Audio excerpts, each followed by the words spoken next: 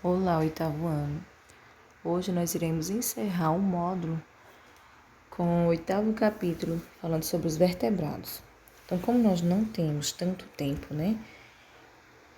nós iremos fazer uma breve explanação utilizando o caderno de atividade na página 16, 17 e 18. Mas antes de vermos, um pequeno lembrete para os alunos que ainda não entregaram as atividades até o momento. Vocês poderão entregar até o dia 17, então estarei aceitando atividades até o dia 17. O vídeo também, quem não conseguir fazer em grupo, pode ser feito individual. Vocês vão pegar o tema, faz um pequeno vídeo e podem enviar para mim. Lembrando que esse bimestre não farei prova, então quem deixar de entregar essas atividades e esses trabalhos terão que ir para a recuperação. Então até o dia 17 vocês poderão colocar em dias a entrega dessas atividades, a entrega desses trabalhos. Então, não deixe de entregar até o dia 17, repetindo, tá? Até o dia 17. Então, vamos lá. Nós vimos estudando sobre os invertebrados, nós conhecemos vários grupos, vários seres vivos que são classificados como invertebrados, Os moluscos, anelídeos, os plateumintos, nematóides, os poríferos quinidários. E hoje nós iremos ver os vertebrados. Então, na escala evolutiva, segundo a ciência, ele acredita que os seres vivos eles vieram de um processo de evolução. Que todos os seres vivos, os primeiros seres vivos, eles surgiram da água. Então, os vertebrados, segundo a ciência, passaram por essa etapa de evolução em que os peixes, pertencentes a esses grupos, são os mais antigos desses animais. E a partir destes, de acordo com as condições do ambiente, eles precisaram se adaptar e por mutações genéticas, iam formando novas espécies que se adaptavam ao ambiente.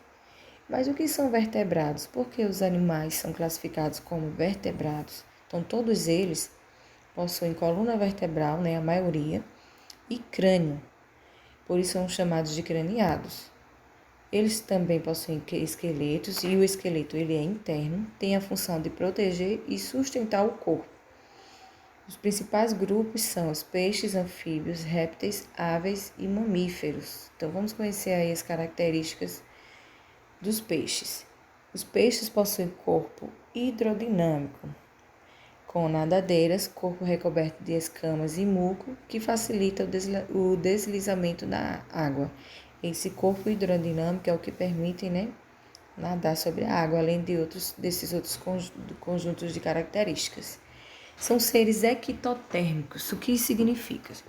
A temperatura do corpo ele vai variar com a do ambiente. Então, se a temperatura está elevada, o corpo estará também.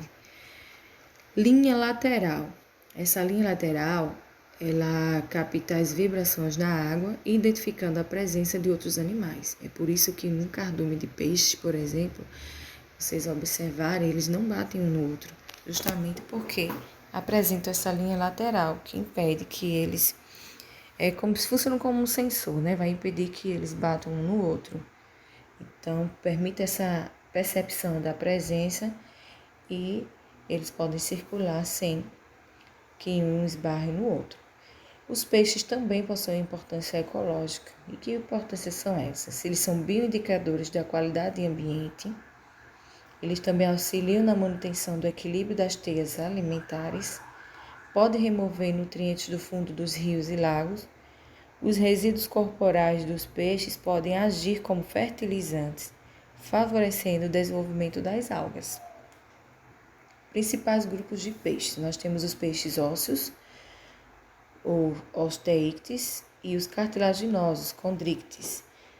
Os peixes ósseos possuem esqueleto que forma os ossos, formados por ossos. A sua bexiga natatória ela auxilia na flutuação da água. Então, já nos peixes cartilaginosos não possuem ossos, eles são formados por cartilagem. A cartilagem ela é mais flexível e nós, seres humanos, encontramos a cartilagem principalmente na orelha e no nariz. Então, os peixes cartilaginosos, eles têm esse formato aí. Já nos cartilaginosos, né, o fígado, ele é grande, com óleo e que auxilia na flutuação. Então, nos peixes ósseos é a bexiga natatória, que auxilia na flutuação do peixe. Nos cartilaginosos é o fígado. A boca nos peixes ósseos são localizados na frente do corpo, com ou sem dentes. Já nos cartilaginosos, a sua boca é voltada para baixo, com muitos dentes. Nos ósseos, peixes ósseos, as brânquias são protegidas por uma placa óssea que é chamada de opérculo. Se alguém teve a oportunidade de preparar um peixe, né, a gente, ao levantar esse opérculo, logo vê as brânquias, são aquelas fendas, né, que são responsáveis pela respiração dos peixes. Nos peixes cartilaginosos, as brânquias elas ficam expostas, né? Elas não são cobertas por fendas branquiais. A reprodução dos peixes ósseos ela acontece de forma externa e nos peixes cartilógenos internos. Quando a gente fala externa, que é fora do corpo, e interna, dentro do corpo.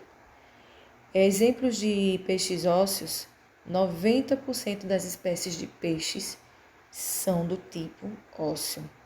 E dos cartilógenos nós temos como exemplo aí o tubarão e a arraia. A arraia também é um peixe. Os anfíbios. Então nós temos aí os anfíbios, são seres que metem medo, são asquerosos, né? À primeira vista, mas que têm sua importância na natureza. Todos eles são ectotérmicos, assim como os peixes. Né? Sua temperatura varia com o ambiente, a sua respiração é pulmonar e cutânea. Então, veja, né? Nos peixes, a respiração ela acontece por brânquias. Então, nesse processo evolutivo, né? Começaram assim, a surgir os primeiros animais com pulmão, então eles poderiam respirar através de pulmão, com o pulmão, e assim conquistar o ambiente terrestre. Os anfíbios, eles receberam esse nome porque são animais de vida terrestre e aquático. Eles vivem, né, passam uma parte da sua vida em meio à água e outra parte na vida terrestre. Então, eles não conseguem sobreviver completamente na água, nem completamente na terra. Ele está entre os termos. E esse espaço conquistado na terra graças ao surgimento dos pulmões. E a sua respiração pode ser cutânea também, pela pele. Eles dependem da água para a reprodução, têm sexos separados e a sua fecundação ela é externa. Podem ter glândulas de veneno na pele também. Para observar, saber que um anfíbio ele é venenoso, observa-se pela cor. Então, essa cor mais exótica, né? Cores próximos do vermelho, laranja. Então, anfíbios, como os sapos, rãs e pererecas, por exemplo, que têm essas cores bem chamativas, geralmente eles são venenosos, possuem venenos. Os sapos venenosos possuem pequenas glândulas vermelhas em suas costas. Eles espirram veneno, mas são muito raros ter sapos venenosos. A sua importância ecológica. Eles são também bioindicadores de condições do ambiente, são um importante papel nas teias alimentares e estão entre as espécies mais ameaçadas de extinção. Por quê? Por causa da destruição dos seus habitats e das mudanças climáticas. Os anfíbios, como eles precisam, né, do meio da água para se reproduzir e para sobreviver também. Então, vocês podem observar que a gente só consegue ver os anfíbios durante a noite, né, porque é mais frio. Eles não conseguiriam viver no deserto, por exemplo. No deserto, então, dificilmente se encontrariam anfíbios, porque eles não sobreviveriam. Eles precisam ter sua pele úmida para a sua sobrevivência. Principais grupos de anfíbios, nós temos os anuros, eles não têm cauda na idade adulta. E exemplos nós temos aí os sapos, rãs e pererecas. existe uma diferença entre os sapos, rãs e pererecas. Vocês saberiam diferenciá-los? Então, como é que a gente diferencia cada um deles? O sapo, ele caracteriza-se por hábitos terrestres e tem pele enrugada, né, com a presença de glândulas paratóides. As pernas traseiras, elas são mais curtas que a das rãs e pererecas, e suas patas têm dedos alongados e sem membrana entre eles. Já a rã, ela passa boa parte da vida dentro da água. Ela apresenta pernas traseiras já longas, né, diferente dos sapos, com uma membrana entre os dedos. Eles parecem, tem uma membrana entre os dedos que parece de um pato. Por que essa membrana? Porque facilita a natação. E essa membrana ela é chamada de membrana interdigital. Já as pererecas, elas podem ser encontradas em árvores e em galhos e no interior de plantas, como as bromélias. Elas têm os discos, né, bolinhas entre as patas, nas pontas dos seus dedos. Isso possibilita escalar até mesmo em superfícies bastante escorregadias. Então, a gente diferencia dessa forma, né? As rãs têm membranas, as pererecas, elas escalam, né? Tem as bolinhas entre os dedos. E os sapos, eles são maiores e têm as patas dianteiras menores que as da frente. Nós temos aí também os urodelos. A maioria eles apresentam cauda na fase adulta. Exemplos, nós temos as salamandras e os tritões. Os ápodes, que não apresentam pernas e seu corpo ele é alongado. Aí nós temos aí o exemplo de as cecílias, né? Ou conhecidas como cobra cega. Então, nós temos aí agora os répteis. Quem são eles? Né? Foram os primeiros vertebrados que se adaptaram totalmente à vida terrestre. Né? Os anfíbios, eles puderam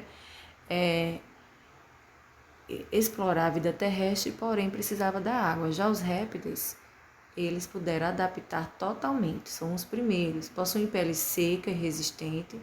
É revestida com escamas, placas ou carapaças. A sua respiração acontece exclusivamente por pulmões e são também animais ectotérmicos. Apresentam sexos separados e a sua reprodução é do tipo sexuada, com a fecundação interna.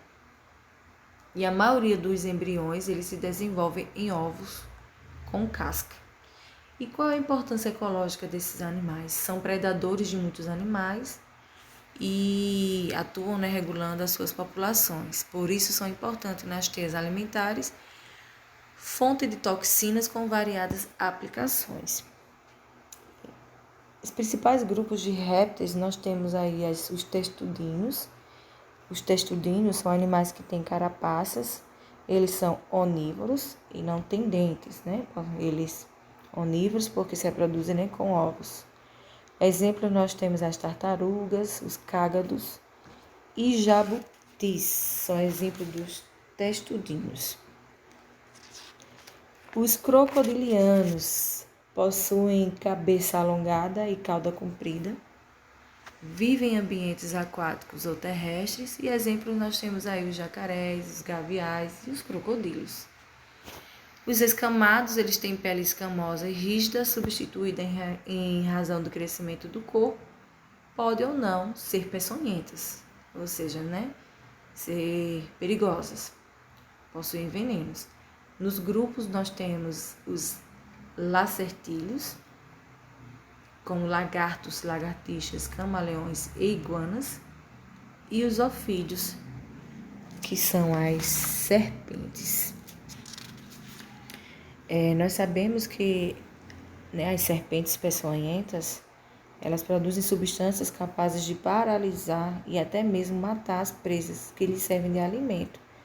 Essas serpentes, elas têm dentes especializados capazes de injetar a peçonha e por isso eles são chamados de peçonhentos. Então, como é que a gente deve se prevenir de uma picada de serpente? Então, primeiro, olhar sempre com atenção nas trilhas na mata, né? Caso for fazer trilha. Em meio de lavouras também, utilizar bota de cano alto e ao caminhar nesses locais. Não colocar as mãos em tocas e buracos. Usar luvas grossas em atividades rurais. Evitar acúmulo de lixo, entulho, pedras, tijolos, telhas e madeiras, bem como mato alto também é importante evitar. Porque são abrigos para esses tipos de animais, né? Preserve os predadores naturais das serpentes peçonhentas, como as corujas, os gaviões, as seriemas. É uma forma também de evitar a grande quantidade desses tipos de serpentes peçonhentas. Nunca manusear uma serpente, nem viva e nem morta. Nos animais mortos ainda há a peçonha, né, o veneno, nas presas. Então, em caso de acidente com serpentes, deve-se manter o acidentado deitado em repouso e evitar que ele ande ou corra. Deve levar a pessoa imediatamente ao serviço de saúde, onde ele vai receber o atendimento necessário. O soro antiofídico, quando indicado, deve ser específico. Por isso, é sempre possível identificar a espécie da serpente para que possa tomar o soro adequado.